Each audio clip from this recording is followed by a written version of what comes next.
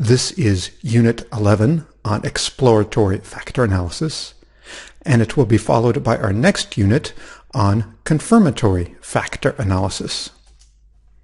And there is a title, Factor Analysis, with a bunch of frogs. So, when would we use a factor analysis? In general, we will use factor analysis in a situation where I have an assessment instrument that is comprised of many different items, and I want to understand the different factors or dimensions that comprise that instrument. And in general, if I had an assessment instrument that had many different scales, maybe it had 2 or 3 different scales on my assessment instrument, then I would expect each scale to comprise a different factor. If I had 3 different scales, then I should have 3 factors on my instrument. Or if I had an assessment instrument that just assessed one construct, that just produced a single total score, then I would expect my scale to be comprised of just a single factor. So for example, say I have a questionnaire that I want to give to frogs, and I want to, say, measure some aspect of frog personality. And so here I have a frog questionnaire, and it's comprised of 6 different items. I have one, so these are questions we might ask our frogs. For example, rate the extent to which you agree, I am a colorful frog. I am a heavy frog. I have a deep croak. I am dull. I'm small. My appearance is bright. And maybe each frog rates each of these questions on a scale of 1 to 5, rating the extent to which the frog agrees with the question. And we want to know, does this questionnaire measure just a single construct or a single factor or a single dimension or a single component? These are all going to be words I will use somewhat interchangeably, all meaning the same thing. Is this questionnaire measuring just one thing? Or is this questionnaire measuring multiple things? Maybe it's measuring 2 or 3 different things, 3 different factors or components or dimensions. In this particular example, maybe it's actually measuring 2 different constructs or 2 factors. Maybe one factor has to do with how colorful the frog is. So maybe the items, I am colorful, I am dull, which would be reverse coded, going in the opposite direction, and my appearance is bright. Maybe all 3 of those are measuring froggy colorfulness. And in contrast, the items, I am a heavy frog, I have a deep croak, and I am small, which that one might be reverse coded again, are all measuring aspects of froggy largeness. So it's possible that my 6-item questionnaire is measuring 2 things, 2 different constructs, or 2 different factors, 2 different dimensions, 2 different components, whatever language I want to use there. And if it turns out that my questionnaire is measuring only 2 factors or 2 dimensions, I could represent where each frog falls in 2-dimensional space. So for example, I could have one axis going from top to bottom here, representing how large frogs are, and another one going from left to right, representing how colorful frogs are. And I could place each frog in this 2-dimensional space based on their scores on these 2 dimensions. So large frogs go towards the top, small ones towards the bottom, colorful ones to the right, and dull ones to the left. So this frog right here, kind of reddish orange, that frog almost looks kind of anxious to me. Well, I don't know. I don't know frog emotions, but maybe that frog's anxious. But either way, that frog is kind of rather large and very colorful, so it goes near the top and towards the right in our 2-dimensional space. So the process of doing factor analysis is a process where I have an assessment instrument, and that instrument's comprised of many different items, and I want to identify the factors or dimensions or the components that comprise that instrument. And there's 2 basic approaches, 2 basic types of factor analysis. There's exploratory factor analysis, which will be the topic of this unit, and there's confirmatory factor analysis, which will be the topic of our next unit. Now, exploratory factor analysis is something that's been around for a long time. It was developed in the early 1900s, and it's a procedure that you could do all the calculations for an exploratory factor analysis by hand if you wanted to. We're not going to do that in this class. They do get a little bit complex, but if you wanted to, you could do all the calculations by hand for an exploratory factor analysis. In contrast,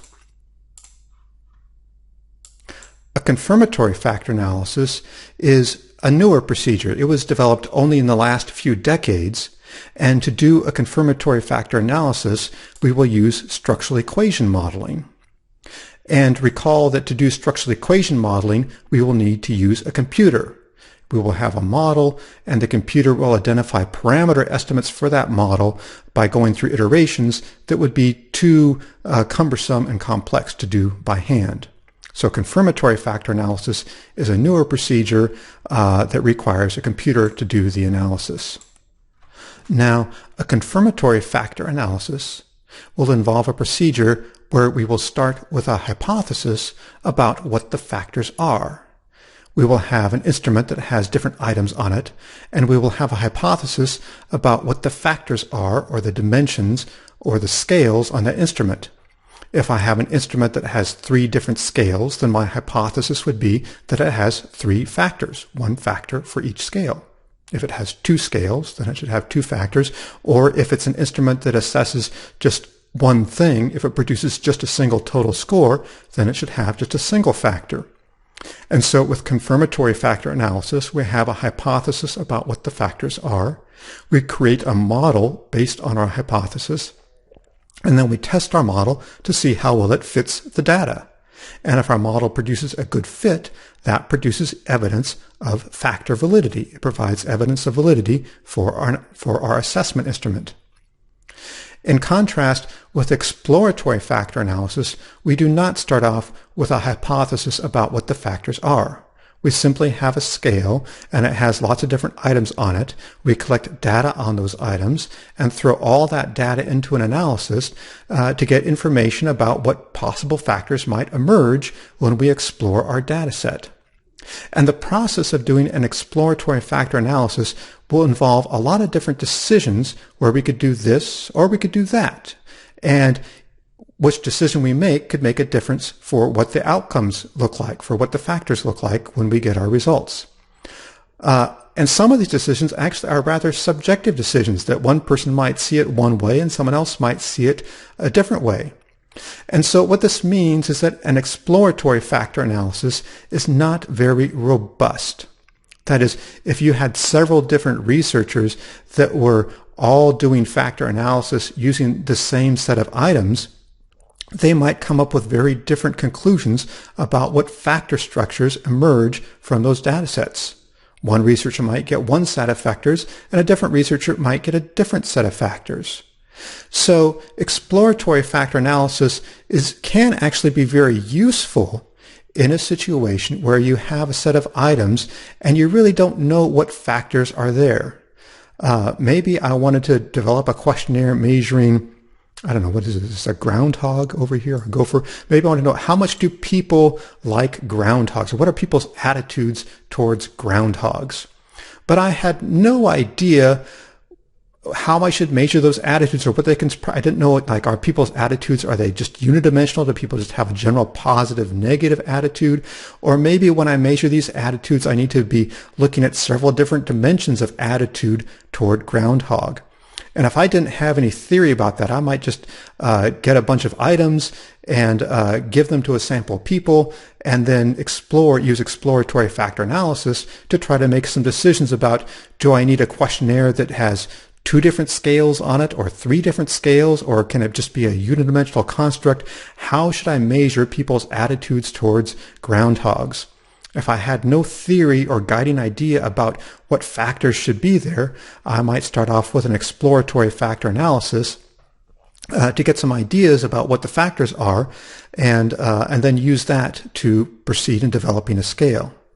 Now, I would say that whenever you do an exploratory factor analysis, it should always be followed by a confirmatory factor analysis, because results from exploratory factor analysis can vary across different labs or different studies or different researchers. So I would say that whenever you do exploratory factor analysis, that should always be followed by doing confirmatory factor analysis. Now, I say that it's not always done in practice. You can go out and look at the literature and find many, many situations where people have done exploratory factor analysis and say, here are my scales based on exploratory factor analysis, and they never go on to do confirmatory factor analysis. But it is important to know that when you do that, you're basing your results on a procedure that isn't very robust. It can be a good guiding procedure. It can be informative. You can learn a lot from it, especially in a situation where you're not starting with a good solid theory, but it's not robust. Now, it's not that common to really need exploratory factor analysis because usually we have a theory about our scales. Usually, even if I develop a new scale, I might have a theory about what constructs I want to measure, and so I don't need to do an exploratory factor analysis if I already know what the constructs are that I want to measure. Or if I have a scale that's already been developed that's supposed to measure certain constructs, I don't need to do exploratory analysis with that scale. Now, one thing that actually is very useful about exploratory factor analysis is that it's helpful to understand exploratory factor analysis before we go on to talk about confirmatory factor analysis. It would be hard to explain what confirmatory factor analysis is if we didn't start off by talking about exploratory factor analysis.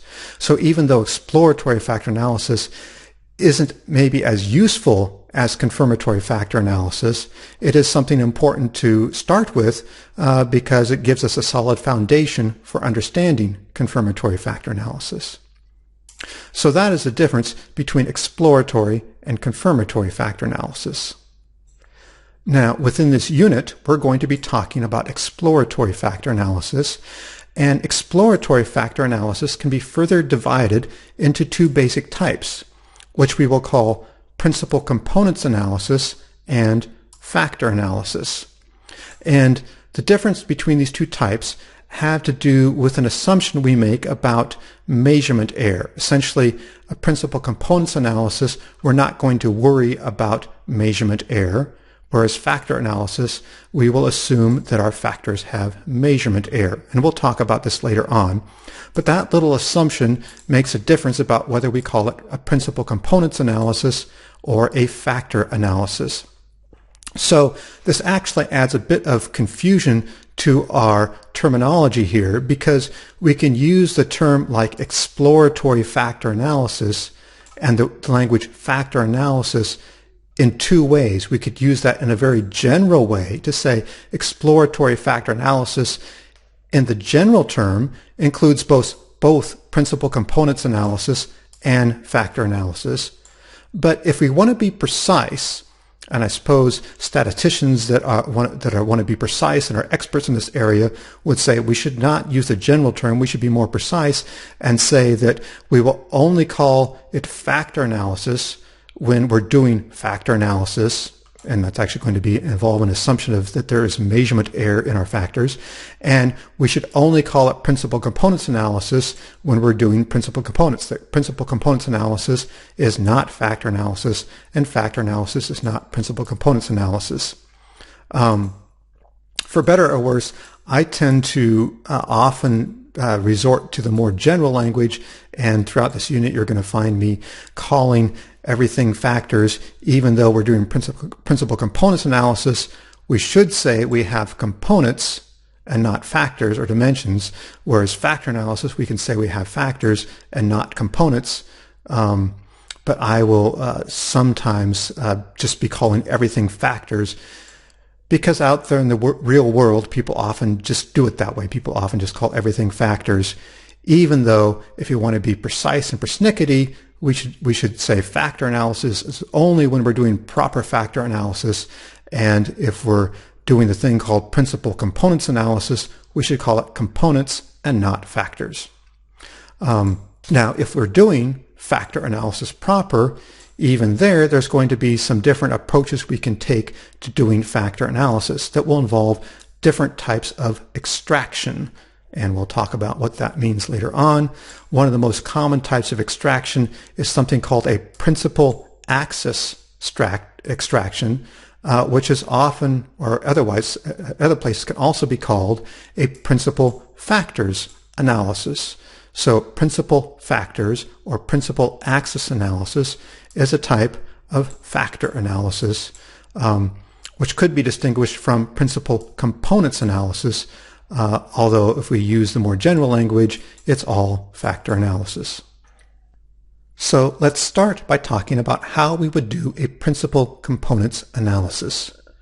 Now recall that with factor analysis, we have a set of items on an assessment instrument, and we want to identify the factors to comprise that set of items. Or if I'm going to use my precise language, if I'm doing principal components analysis, I'll say I'm going to identify the components and not factors, the components to comprise this set of items. So to keep things simple, let's say I have an assessment instrument that has just 4 variables, that is 4 items on my assessment instrument, and I will call those items x1, x2, x3, and x4. For example, say I had a questionnaire that was measuring some aspect of personality, and I had items like rate the extent to which you agree with these statements, like I am a selfish person, I am a polite person, I am a calm person, I am a nonsensical person. So maybe those were my 4 different items, x1, x2, x3, x4, 4 questions on a questionnaire. And note, throughout this entire unit on factor analysis, I'm always going to be assuming that I'm turning everything into z-scores. So I have those 4 items, and I've turned them into 4 z-scores. So I have your z-score for question 1, your z-score for question 2, your z-score for question 3, and your z-score for question 4. 4 items, 4 variables. And let's proceed to do a principal components analysis. Now, as we do this, keep in mind that our goal, our eventual goal, is we're going to try to understand the factors that comprise these 4 items. But as we're doing this, it's going to feel a bit like, where are we going? What is the purpose of this? Why are we doing these things? And it's easiest just to explain, here's the process. I'll show you all these steps. We're going to go through several steps. And when we're done, we will have information that will help us understand the factors, or to be more precise, the components, in this case, the components that comprise these items. So let's go through these steps, and there'll be several steps. And when we're all done, we will understand something about the components that comprise these items. So step 1, I'll call this step A1, is that I'm going to create something called a component score or factor score. And I suppose in my slide here, I'm already resorting to imprecise language here, because if we're doing a principal components analysis, I should technically call this a component score and not a factor score. But I'm being loose in my language here on the slide, and so I've called it a factor score rather than a component score. Some statisticians may get angry and throw rotten fruit at me once they see what I'm doing here, but I'm being loose in my language. But just note that if we wanted to be precise, we actually should call this a component score and not a factor score. But just to make things simple here, I just called everything factors. So I'm going to create this thing called factor score, and I'll call it factor score A, and abbreviate it FS subscript A to indicate factor score A. And I'm going to create this thing called a factor score A by taking all of the items on my assessment instrument. So if I have a questionnaire with 4 items, I'll take those 4 X variables, X1, X2, X3, X4, and I'm going to multiply each of those scores by a weight. We could call it a beta weight. And so I'll take your score on X1 and multiply it by a weight, and take your score on X2 and multiply it by a different weight. I'll call that weight A2. And I'll take your score on X3 and multiply it by a weight. I'll call that weight A3, and so forth. And then I add all those weighted scores together to get your score on factor score A. Now, one thing you might be wondering is, where did these weights, how would I decide what these weights should be? Where do they come from? And that is something that, well, I can't exactly explain right now. It's going to come up later, but I have this note at the bottom saying that what we do is we're going to use matrix algebra and calculate these weights, these beta values, these weights to maximize something called the proportion of variance in all the x variables explained by factor score A. And right now that might not make a whole lot of sense what we're doing, but later on we're going to get to a step I'll call step A4. So a bit later on here we'll get to step A4, and this should make sense for what we're doing. For now, note that there is an equation. We're not just picking random values, but we're going to do a mathematical calculation that will determine what each of these betas will be. So we do this mathematical calculation. That is, we're going to use matrix algebra to select values that will maximize the proportion of variance in all the x variables explained by our factor score A. And that will produce these 4 weights, 1 weight for each variable. And then we take each variable, multiply it by its weight, add it together, we get a factor score. Now, one thing I should have maybe noted earlier here is that when you look at this equation here, you might think, oh, that's a regression equation. Well, no, actually, this is not a regression equation. We're going to look at something just shortly that actually is a regression equation, and because of that, it will make sense why we call these weights betas. But right now, what I'm showing you is not a regression equation because we're not predicting an outcome variable. We don't have a y variable here. We don't have a variable y that's predicted by a series of predictor variables. We just have a bunch of x variables that are being weighted and added together to create a new score that we call factor score A. Now, just to clarify what we're doing here, here is a picture of a data set that has 20 people. So I've got ID variables here. Say we have 20 people in our data set, and say they took my questionnaire that had 4 items on it. And item 1, variable x1, was a question about how much do you rate yourself? Are you a selfish person? X2 was a question, are you a polite person? X3 was, are you a calm person? And X4 was, are you a person who makes no sense? And so each person rated the extent to which they agreed with each of those questions. And then I converted everyone's score to a z-score. So this column right here for X1, that's the column of everybody's z-score on that first item. Then I have everybody's z-score for item 2 and z-scores for item 3 and 4 and so forth. So we've got a data set here with 20 people and 4 variables, x1, x2, x3, x4, and every variable has been turned into a z-score. So that's the data set I'm starting with. And then I take each person's score on each x variable and multiply it by a weight. And these are the weights that I came up with. The weight for x1 is going to be 0.79. The weight for x2 is going to be negative 0.42. The weight for x3 is going to be negative 0.6. And the weight for x4 is going to be 0.78.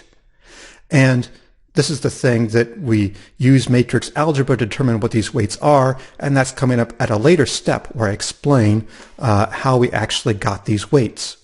But again, for now, just note we had a mathematical procedure that determined what these weights were. And then once I have these weights, I take each person's on each x score, multiply it by the weight, and add all the scores together. So for example, here's person 1. They had a score of 0.45 for selfish.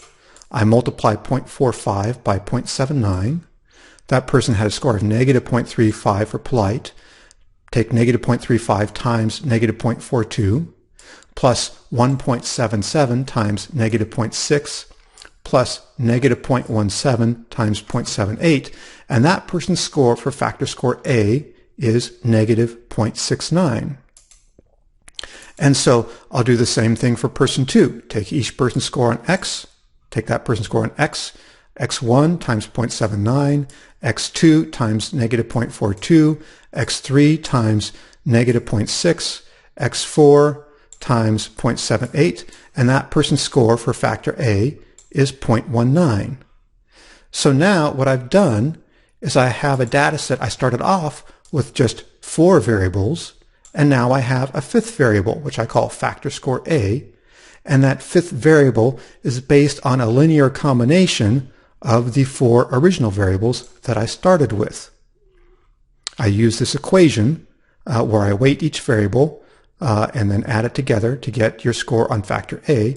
And so now I have a fifth variable in my data set, which I call factor score A.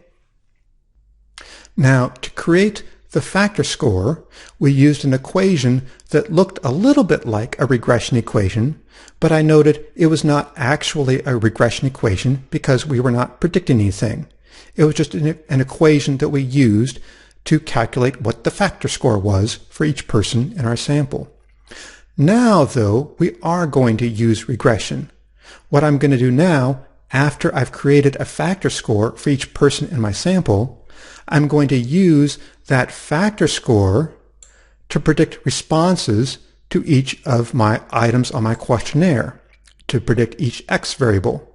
So if I have a questionnaire with 4 items on it, I'll have an equation for item 1, for X1, where I use that factor score to predict a person's response to that first item.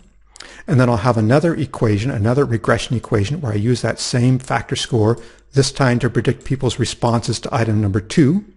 And then I'll use that factor score to predict people's responses to item number 3, and so forth, predict factor score predicting item number 4 on my questionnaire. Note that I'm going to assume that I have turned everything to z-scores prior to analysis. And if you turn everything to z-scores prior to analysis, the intercepts in your regression equations will always be 0. So I don't need to write the intercepts. So I can say predicted x hat, is equal to slope times factor score. Normally we'd write the regression equation, if we say y hat is equal to beta naught plus beta 1 x. So in this case, I don't need to write my intercept because I've turned everything to z-scores prior to analysis. My outcome is my questionnaire item, which I'm calling x rather than y. And my x variable, my predictor variable, is the factor score. So that is how we are making regression equations using the factor score to predict each person's score on X. Now, one thing to note when we do these equations, it turns out that when I do these standardized betas in each equation, will actually equal those weights that I had from step 1. That's actually why I labeled those weights at step 1. I called them betas and labeled them with the letter B.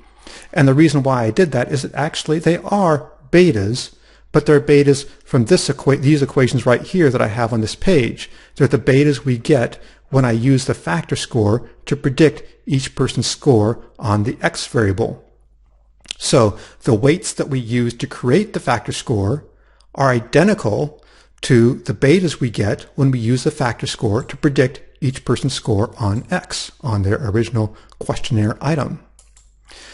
And if I make a table of all these weights, in this case I just have 4 beta weights, and if I make a table displaying the beta weights I get from these equations, I will call that table a pattern matrix.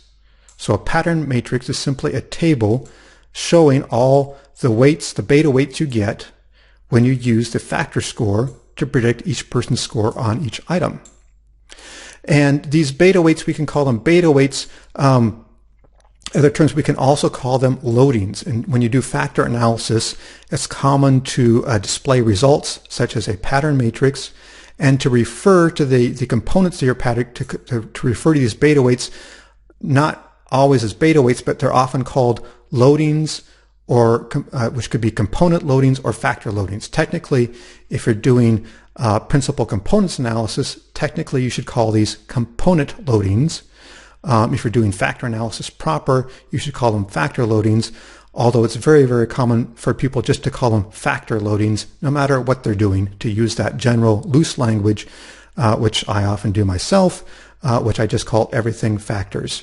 So if you want to be precise, you could call them component loadings because we're doing principal components analysis, or if you want to use a more general loose term, you could just call everything factor loadings. But the typical term that we call these beta weights in our pattern matrix is to call them loadings. It's more common to call them loadings rather than to call them beta weights, but it's important to know that loadings simply are beta weights.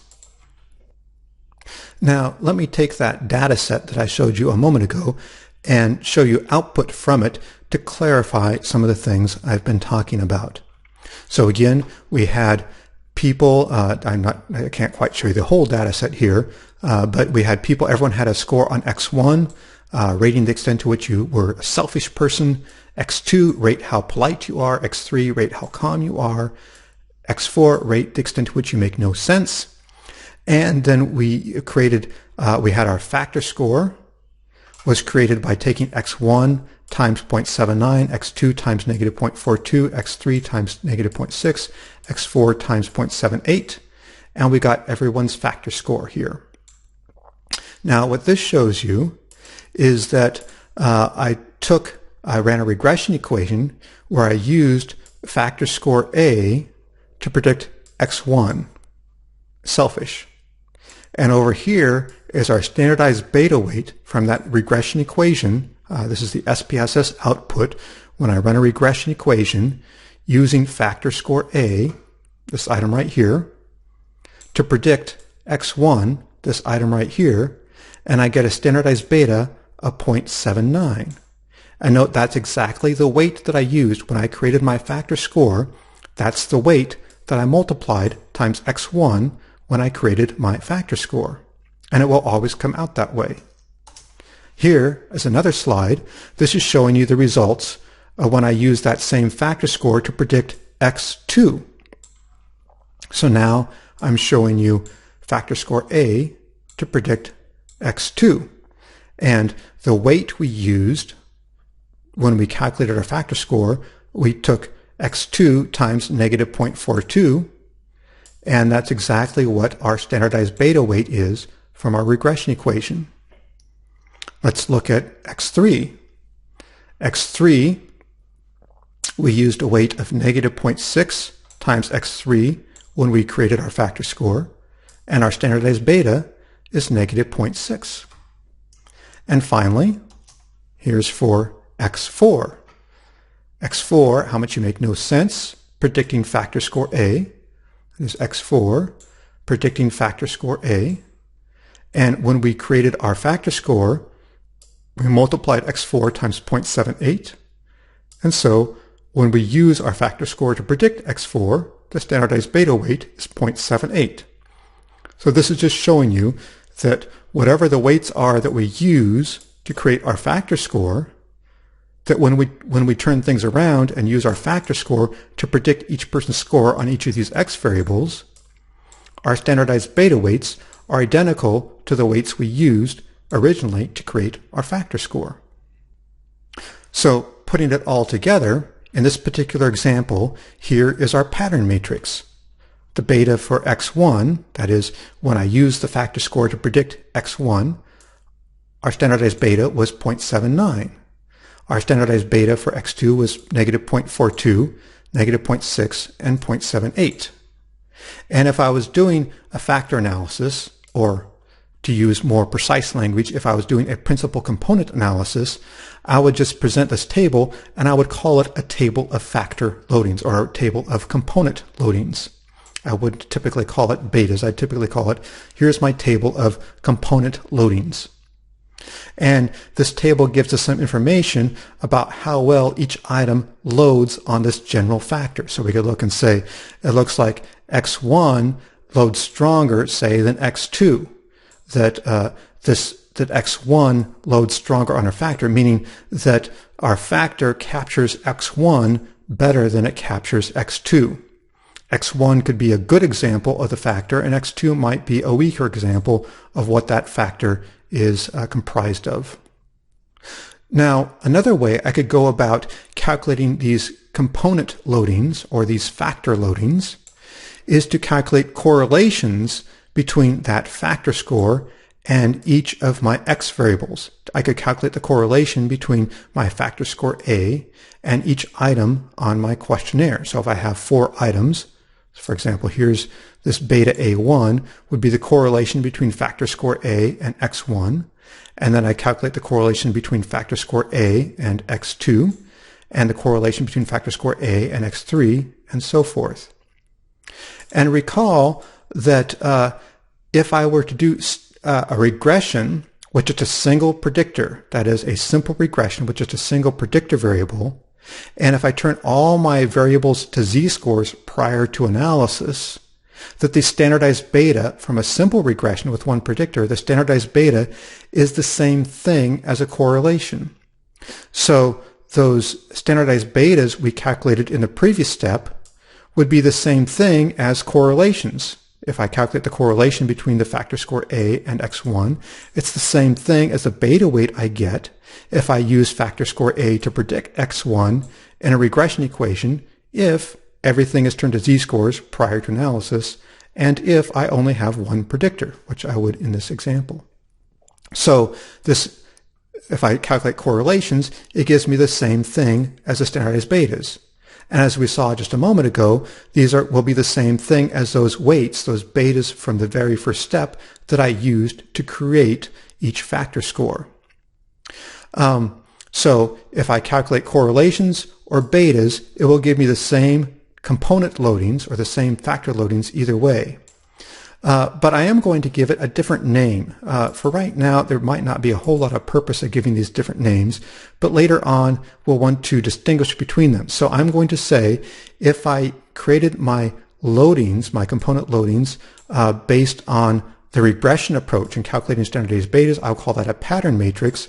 If I'm basing it off of calculating correlations, I will call it a structure matrix. So right now, the structure matrix and the pattern matrix are the same thing, because if I standardize all my variables prior to analysis with just one predictor, my standardized betas are the same thing as my correlations. But I'll distinguish a pattern matrix is the matrix of the beta weights if I use my factor score to predict each x variable, and the structure matrix is a matrix of correlations where I look at the correlation between each factor score and each x variable. Again, right now, these will be identical tables. The numerical values in these two tables, pattern matrix, structure matrix, are identical, but we'll hit a point later on in this unit where there will be some differences. And here is output, a correlation table from our example illustrating what I was just talking about. So in the data set we've been looking at, we had these four variables, x1, x2, x3, x4, and we created factor score A. And here is output showing the correlation between factor score A and x1 is 0.79. And again, that's the weight we used. We multiplied x1 times 0.79 to create our factor score. And if you recall, 0.79 was the standardized beta weight we got when we used factor score A to predict x1. And then, of course, it's also going to be the correlation between factor score A and x1. And the correlation between factor score A and x2 is negative 0.42, and that's the weight we used. We multiplied 0.42 times x2 to create our factor score. And the correlation between factor score A and x3 is negative 0.6. And again, that was the weight we used to create our factor score for x3. And here we have a correlation 0.78. And again, that matches the weight we originally used. So the standardized beta weights, the correlations, and the weights we used to create our factor score are identical numerical values. And it will always come out that way. And this slide is just summarizing what we have so far. So on the left, I have my pattern matrix, which was a table created using regression, where I used my factor score to predict each x variable. And so here we have the table listing the standardized beta weights I got from those analyses. And on the right, I have the table that I created using correlation, where I calculated the correlation between the factor score and each x variable. And note that these tables are identical, that the values I have for the pattern matrix are identical to the structure matrix. There are two different ways of accomplishing exactly the same thing. And of course, if I was publishing this in a study, I wouldn't publish both tables. I wouldn't print both tables because they're identical. I would just print one table and say, here is a table of my factor loadings, or a table of my component loadings, is what I would do. But for future reference, it's helpful to note that if I'm creating it using regression, I'll call it a pattern matrix. If I'm creating it using correlation, I'll call it a structure matrix. Okay, now that we have created this thing called a factor score, or factor score A, and we've created a table listing our factor loadings, or our component loadings, we're now ready to go on to the next step, and I will call this step A2. And what we want to do in this step is we want to calculate something called a communality. And sometimes the term communality is symbolized with the symbol h squared, is another symbol for communality.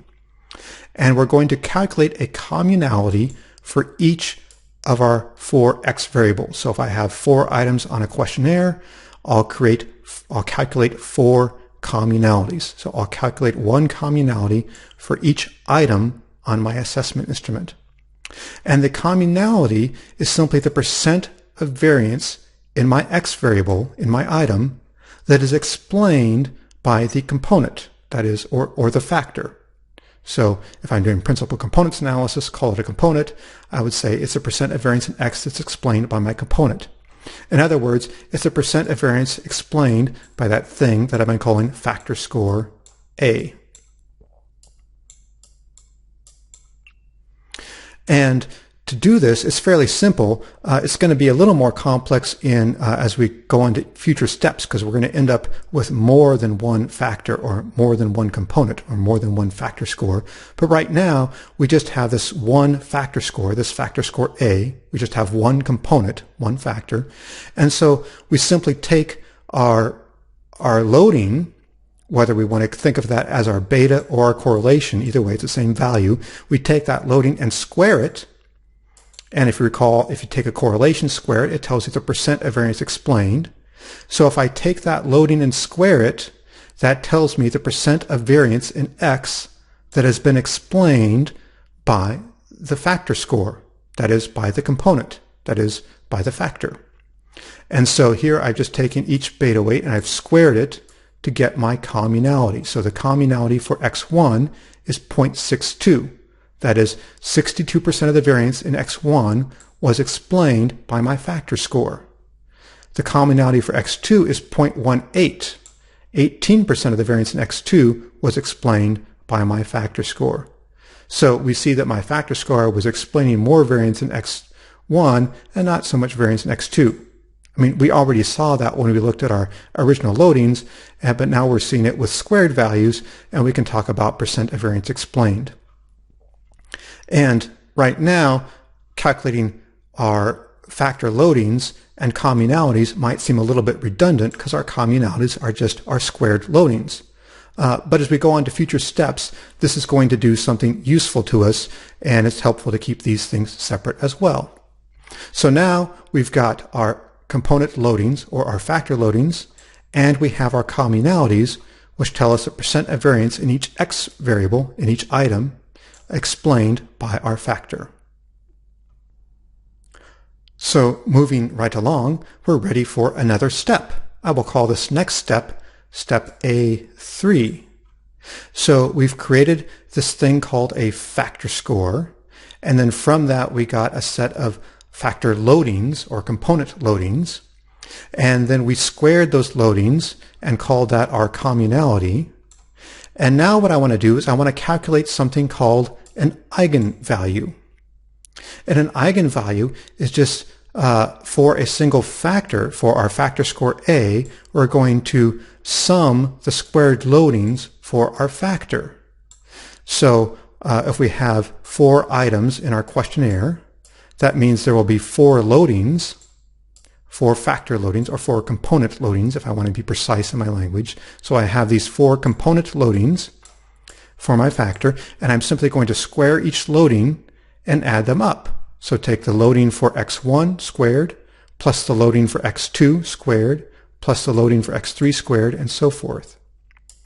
And so, so I'm just going to sum down this column of loadings to get my eigenvalue for factor A. And in this example, if I take these four loadings and square them and add them up, I get an eigenvalue of, with rounding, it's 1.77 is my eigenvalue for factor score A. One thing to note is that we've talked about communalities and eigenvalues. Communalities pertain to items. Each item will have a communality. An eigenvalue pertains to a factor score. A factor will have an eigenvalue. And actually, as we go along here, we're going to get more factors, and each factor will have its own eigenvalue. And once I have calculated an eigenvalue for a factor, or for a component, if I want to use more precise language, if I'm doing principal components analysis, once I have calculated that eigenvalue, I can take it one step further and calculate the proportion of variance in all the x variables that have been explained by factor score A, that have been explained by that factor, or again, I could call it a component if I'm using more precise language and doing principal components analysis. So in our current example, we have an assessment instrument with 4 items, that is 4 variables. So I take the loading for each item and square it and add it together. And again, as we just saw, when I do that, that produces an eigenvalue. And then I'll take that eigenvalue and divide it by the number of variables, that is, divide it by the number of items on my questionnaire. So if I have a 4-item questionnaire, I'll divide it by 4. And that will essentially give me the average squared loading for that factor. And we interpret that as the average portion of variance in all the x variables that was explained by that factor. So we simply divide our eigenvalue by the number of variables to determine the portion of variance in all the x variables that were explained by that factor. Now, putting everything together, here are what the results look like for our current example. Again, we have the factor loadings, or our component loadings, if you want to use more precise language, given that we're doing a principal components analysis here. We have our component loadings, and I've squared each one and add them up, and we get an eigenvalue of 1.77. And now I take that eigenvalue, divide by 4 because I have 4 items, and I get 0.4425. So I can say that my factor score, or my component score, explains 44.25% of the variance in all of the x variables. So this is giving us information about how well that factor score, or how well that component score, is working. In this case, we're explaining 44.25% of the variance in the x items. Note that when we do factor analysis, it is often described as a data reduction procedure. We have a large set of items. In this case, we only have 4, but we have a set of items, and we're trying to reduce those items to a smaller number of factors. We want to see if, rather than treating each item as its own thing, we can say these items represent a smaller number of factors and have factors that explain as much variance as possible in our items. So this is showing us how well things are working if we extract just one factor. How well can this one single factor, just a single score on factor score A, how well does that single score explain variance in all 4 of these different items?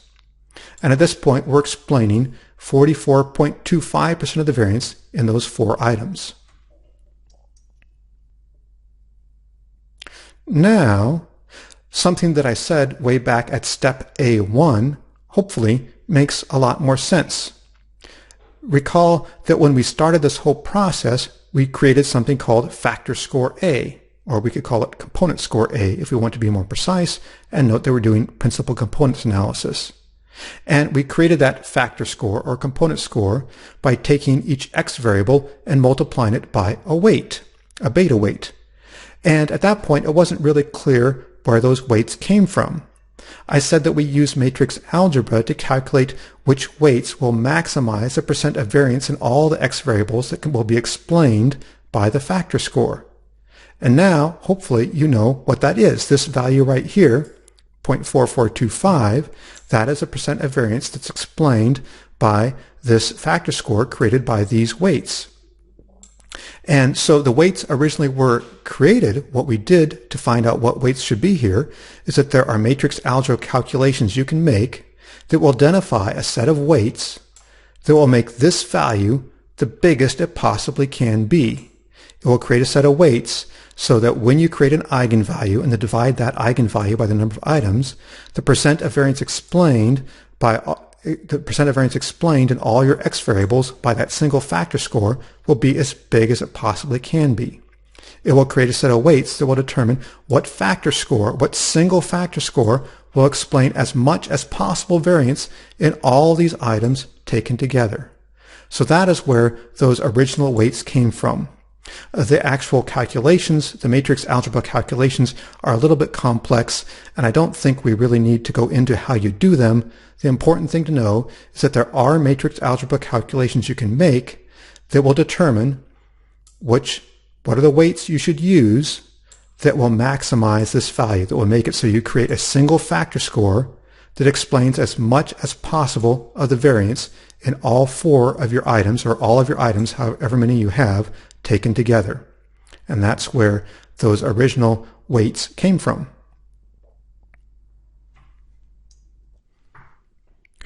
And we are ready for another step, which I will call step A5. A moment ago, I mentioned that factor analysis can be thought of as a data reduction procedure. For example, I have an assessment instrument with many items on it, and I want to reduce those items to a smaller number of factors. Or said differently, I have a single factor score that I created, and I want that single factor score to explain as much variance as possible in a larger set of items. And in our previous step, we saw how an eigenvalue can be used to give us information about how well a factor is working, about how well a factor score can explain variance in a larger set of items. And if we take our factor score, divide by number of items, we get the percent of variance in all those items that is explained by that factor score. That tells us something about how well our factor score is working. Now, another way we can do this, another way we can get information about how well a factor score is working, is to do a process that we will call reproducing the item correlation matrix. This is going to be a process that will be similar to what we did in a previous unit when we were doing structural equation modeling. Recall that with structural equation modeling, we had a model, and we used that model to try to reproduce a variance-covariance matrix. We're going to do the same type of thing here. In this case, we're actually going to be reproducing a correlation matrix and not a variance-covariance matrix, but it will be the same idea. We will have a model, and we will use that model to try to reproduce a correlation matrix. If our model works well, we will be able to reproduce that correlation matrix very accurately. If our model doesn't work so well, there will be a big discrepancy between the model we produce and the actual correlation matrix. So we will have the actual correlation matrix that we have, and this will be, if I have, say, a questionnaire with 4 items on it, it will be the actual correlation matrix for those 4 items, a 4x4 correlation matrix. And then I'll have this reproduced correlation matrix that will be reproduced by a model, and I'm going to call that capital R hat. So I'll call capital R will be my actual correlation matrix, capital R hat will be the reproduced correlation matrix. And actually, as it turns out, this process will actually reproduce a correlation matrix that will have correlations, and it will also have communalities, where normally a correlation matrix would have ones along the diagonal. This is actually going to have communalities on the diagonal. So what is the model that we will use to reproduce our correlation matrix? It turns out that model is simply the factor loadings, or our component loadings, if I want to use precise language, because I'm doing principal components analysis. So I have, say, that pattern matrix, that table of loadings, how well each item loads on the factor. So I'll just take that loading, and so if I have one factor and 4 items, it's just those 4 loadings, and I will take that table to reproduce my correlation matrix. And the formula that I use to do that is given right here in the middle of the page. So it's going to involve this. It's going to involve some matrix algebra stuff. And if you're not familiar with matrix algebra, don't worry. I don't need you to do the actual matrix algebra stuff. But the important thing I want you to understand is that we're going to take that, we'll take our matrix of component or factor loadings and use that to reproduce our correlation matrix. And the formula is actually simple. We actually just take that matrix of loadings and multiply it by itself is actually all we're doing. When we do matrix algebra, we'll need to take that matrix and then before multiplying it by itself, we need to turn it on its side. So I have A is that matrix of component loadings or matrix of factor loadings. A prime is just that matrix of factor loadings turned on its side. And then I multiply A times A prime, which is just taking that matrix of component loadings or matrix of factor loadings and multiplying it by itself. And when you follow matrix algebra procedures and do that multiplication, you will estimate R hat. You will reproduce that correlation matrix, or precisely, you'll get a reproduced correlation matrix that actually has the communalities. We talked about communalities in a previous step. So all those communalities will be on the diagonal of your matrix, and you will have correlations in the body of your matrix. And note up here, the important thing I want you to know is that we are using this component matrix, or the factor loading matrix, to reproduce our correlation matrix by the simple matrix algebra multiplication. I don't need you to actually do the multiplication. Just know that we can use that process. We can use our component matrix and plug it into the equation, and we will get our reproduced correlation matrix.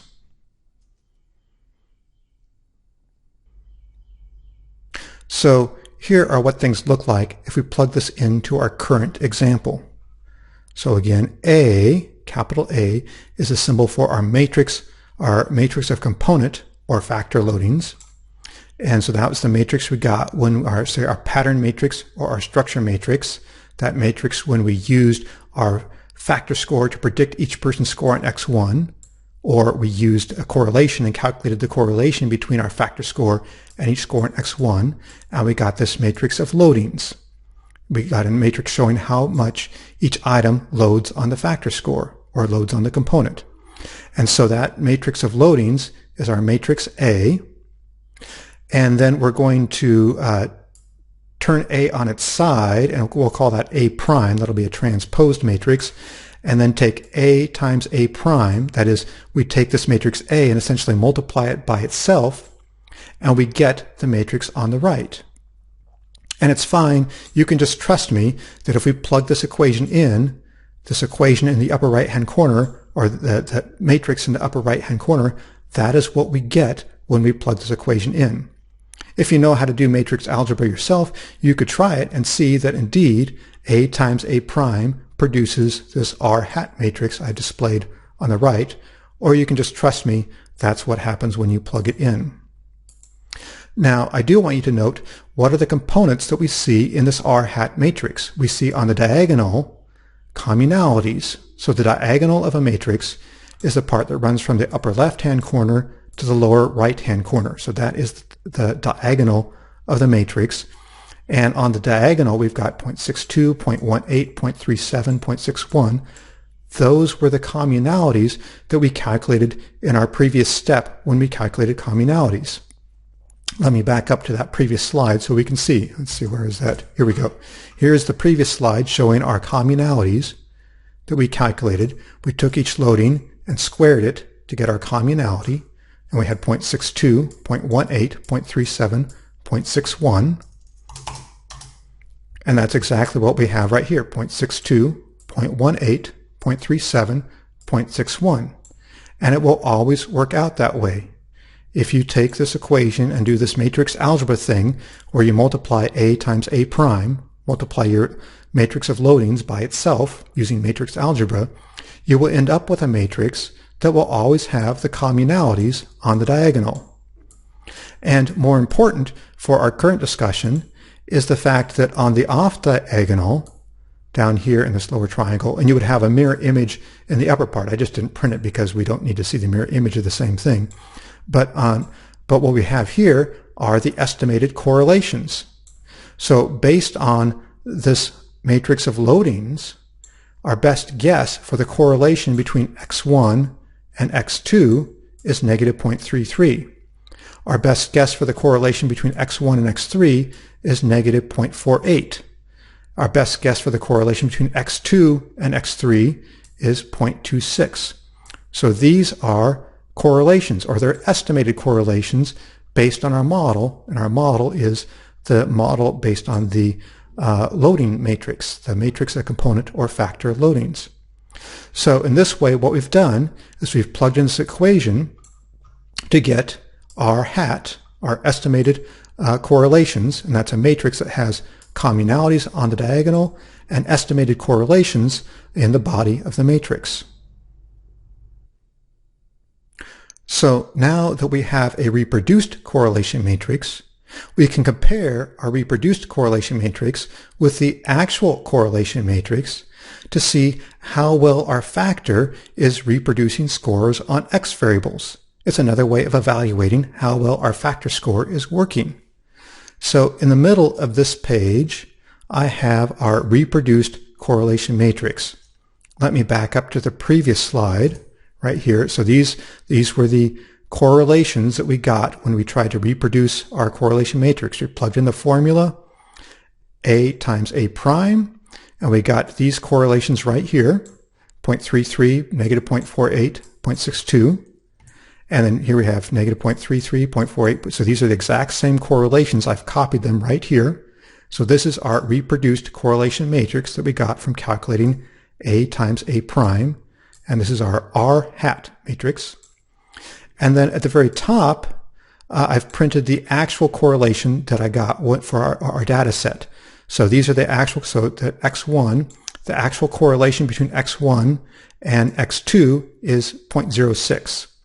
The actual correlation between X1 and X3 is negative 0.3. The actual correlation between X1 and X4 is 0.59, and so forth. So the top matrix is showing us the actual correlations that we actually have in our data set, and this middle matrix is showing us the reproduced correlation matrix that we get when we use our model, that is our table of factor loadings or component loadings, to try to reproduce the correlations. That is, take A times A prime to get R hat. So now we can compare how close are these two tables. Do they come really close together, or are they far apart? If our reproduced matrix comes really, really close to the actual correlations, that means that our factor did a really, really good job of predicting people's scores on the X variables. If these two matrices are really far apart, that means our factor is not doing very well in explaining variance in X variables. So this will give us information about how well our factor is performing. And we can do this by simple subtraction.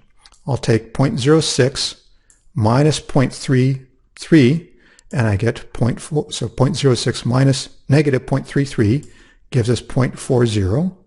Negative 0.3 minus negative 0.48 should give us 0.18. 0.59 minus 0.62 should give us negative 0.03, and so forth. So I'm just doing subtraction to take the actual correlation minus the reproduced correlation to get what I'll call the residual, the difference between the two. And so now I have a matrix of residuals. And the residuals is calculated by R, the actual correlation matrix, minus R hat, the reproduced correlation matrix, to get the residuals. And then I can look at these residuals, and if these residuals are large values, that means that my factor is not doing very well in reproducing scores on X variables. And if these residuals are small, that means my factor is explaining a lot of variance in my X variables. It means my factor is working really well. So by looking at these residuals is one tool we'll be using later on to help us understand how well our factors are working. And now I have yet another step, which I will call step A6. And what we're going to do next is we're going to extract the factor score out of each x variable. So we're going to extract the factor score out of every item on our instrument. So if I have a questionnaire that has 4 items on it, I'm going to extract the factor score out of each item.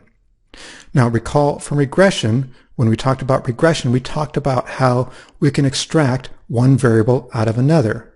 So for example, if I have a regression equation where I have a predictor variable called x and an outcome variable y, and I use x to predict y, that will produce a residual. It will be the residual for y after controlling for x. And that residual is a new score on y with x extracted out of it. So if I have a predictor variable and an outcome variable, and I do regression, use the predictor to predict the outcome, and then calculate the residual, that residual is a new score on that outcome variable with the predictor extracted out of it. So we're going to use that same procedure here. In this case, we want to extract the factor score out of each x variable. So I'll do a regression equation where I will use the factor score to predict an x variable. That was the same equation we used when we calculated these beta weights, which are our loadings for our pattern matrix. These are our factor loadings or our component loadings, if you want to use proper language, telling us how much each item loads on the factor. So we're doing those same regression equations again, but now I'm going to save the residual, get the residual. What is your score on x1 after controlling for the factor score? And so I use the factor score to predict people's scores on x1. And so once I plug in that regression equation, everyone will have a predicted score on x1 and an observed score on x1. And the residual is I take your observed score minus the predicted score to get the residual score. And that residual score is your new score on x1 with the factor score extracted out of it. And so I do the same thing for x2. I use my factor score to predict x2 in a regression equation. And when I do that, I use the factor score to predict x2. I get the beta weight. And for each person, I take factor score times beta to get their predicted score on x2. So now every single person in the sample has their actual observed score on x2 and their predicted score on x2 based on their factor score. I take observed minus predicted to get the residual, and that residual is your new score on x2 with the factor score extracted out of it.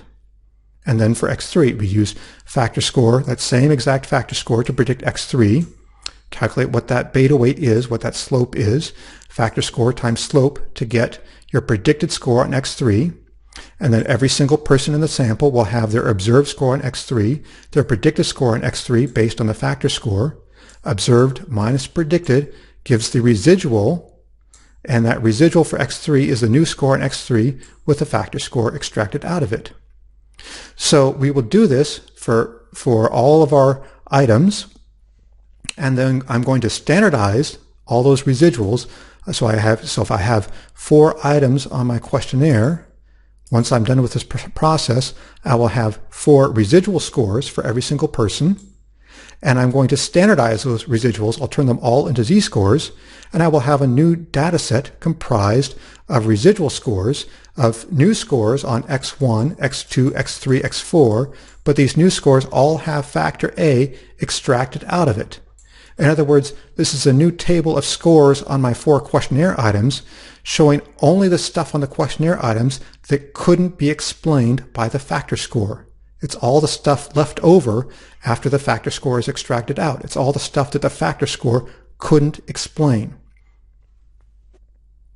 So here is what this looks like if we do this with our current example.